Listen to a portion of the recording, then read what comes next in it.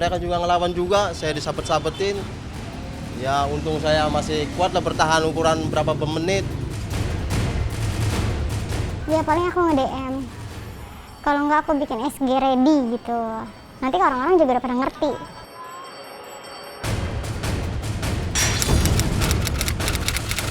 Geng motor demi konten dan aksi cabe-cabean.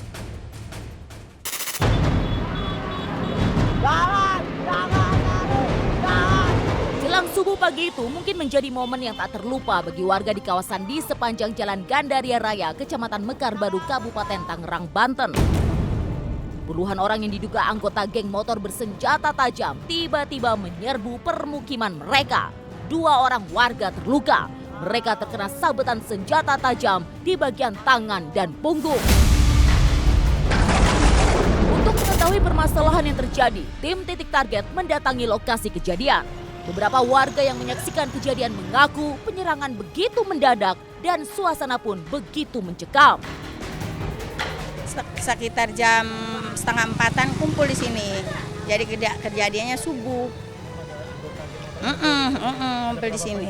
Ih, banyak banget itu. Motornya aja ada 40-an. Saya mah kalau ada ngeliat kayak gitu, ya Allah celurit mas, panjang-panjangnya beneran pakai motor tuh diputer-puter kayak gini. Gerombolan geng motor yang menyerang diakui bukan warga dari desa setempat. Mereka adalah gabungan remaja motor di Kabupaten Tangerang. Warga menyebut geng motor ini bertujuan memancing keributan antar anak muda yang kebetulan nongkrong di malam minggu. Aksi kekerasan ini tentu saja membuat khawatir para orang tua. Khawatir anak-anak mereka terpancing melakukan aksi balasan dan menjadi korban kekerasan. Dari Ceplak katanya tuh, dari Bakung, dari Temyang. Ya takut anak saya ngikut-ngikut doang kayak gitu. Kan kayak gitu mah kalau nggak ikut juga, kalau ada yang kayak gitu kan di sini mah pasti kan ngikut. Bukan kali pertama gerombolan geng motor mengusik ketenangan warga di sekitar Jalan Gandaria Raya, Kabupaten Tangerang ini. Setiap akhir pekan, jalanan ini selalu dilintasi geng motor dengan geberan suara knalpot yang memekakkan telinga. Dan wilayah ini pun sering menjadi ajang pertarungan antar kelompok mereka. Sebenarnya kejadiannya itu dari malam Jumat, 3 malam itu jadi malam Jumat, malam Sabtu, malam Minggu. Puncaknya itu malam Minggunya. Malam Jumat, malam Sabtu itu hanya sekedar mungkin ini doang gitu, pertemuan mereka doang. Terus puncaknya entah bukan di sini. Gitu. Pas malam Jumat, malam Sabtu. Nah, ketika malam Minggunya itu Mas memang kejadiannya dari sore juga udah mulai rame, udah di depan rumah ini udah mulai rame. Cuman kita warga di sini takut keluar karena mereka itu bawa senjatanya memang lumayan mengerikan. Jalan raya yang sepi dan bersebelahan dengan area persawahan, ditambah pula lampu penerangan yang tak memadai, membuat mereka semakin berani melakukan aksi kekerasan. Beberapa jalan kecil perkampungan juga memudahkan mereka untuk kabur jika kendaraan patroli kepolisian terlihat. Jadi sempat juga ada yang bikin videonya juga tuh. Saya ngelirik gitu, jadi saya ngelawan dia orang itu. Ada satu yang bikin video. Ya kemungkinan membuat dibikin apa ya, kayak semacam konten lah begitu ya. Jadi saya disabet dari kanan, dia nyoting ke kanan. Saya disabet dari kiri, dia ikut lari ke kiri. Dari pengamatan Sukemi, tak hanya laki-laki yang ikut dalam geng motor.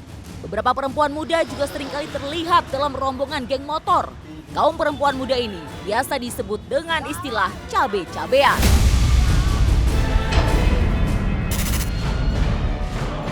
Untuk mengetahui aktivitas dan peranan cabe-cabean dalam geng motor, tim Titik Target bertemu dengan Irma, sebut saja begitu namanya. Ia mengaku bergabung dalam geng motor sejak duduk di bangku SMP sebagai pelampiasan setelah kedua orang tuanya bercerai.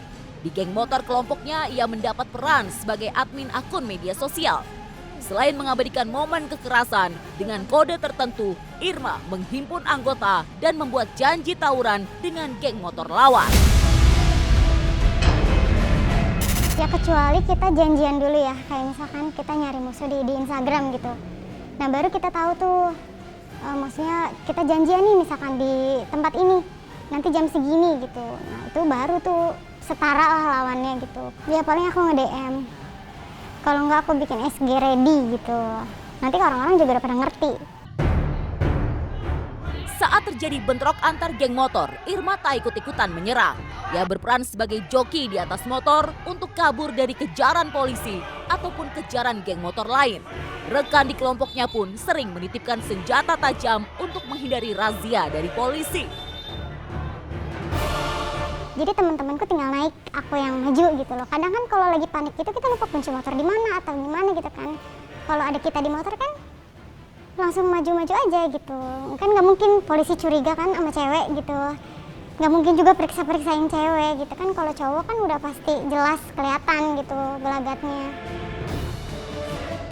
Sambil menunggu di motor, Irma biasanya ikut merekam suasana penyerangan geng motor.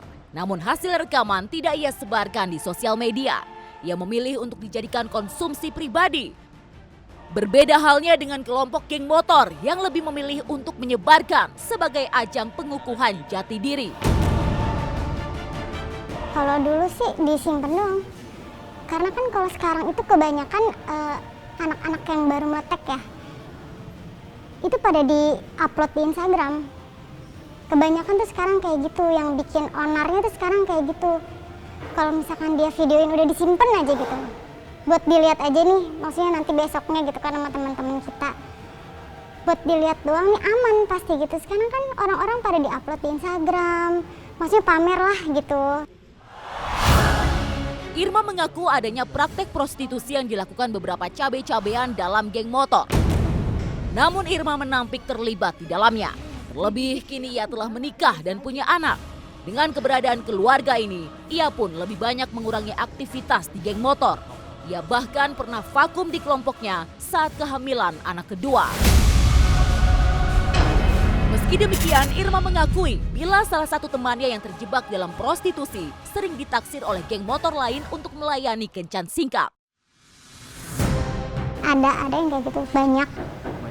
Mau mereka caranya? Tergantung ya. Tergantung posisi mereka juga kali lagi butuh apa enggak gitu. Sekarang itu kan yang pada bandel, justru anak-anak yang baru pada sekolah gitu. Yang kelas 2, kelas 3, justru itu yang mengatasnamakan geng kita gitu loh. Padahal kita sendiri tuh nggak tahu dia siapa. Geng motor memang identik dengan kekerasan. Mereka tak segan-segan melukai siapapun demi konten dan pengakuan dalam komunitasnya.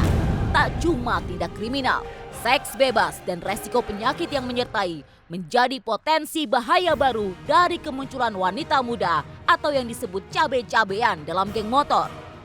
Karenanya, semua ini seharusnya menjadi perhatian serius para orang tua dan penegak hukum demi masa depan mereka kelak.